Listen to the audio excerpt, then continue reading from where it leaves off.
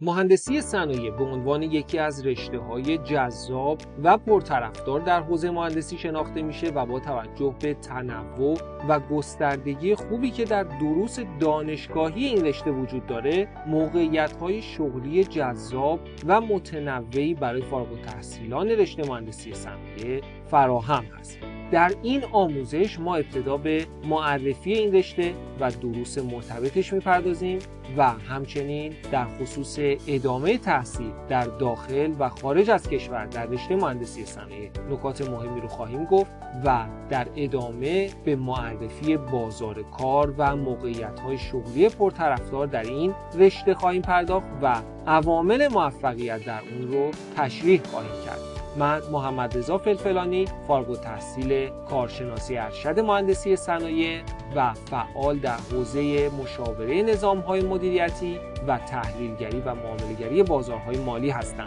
زمان رو از دست نمیدم و از شما دعوت می‌کنم که با این آموزش همراه من باشید.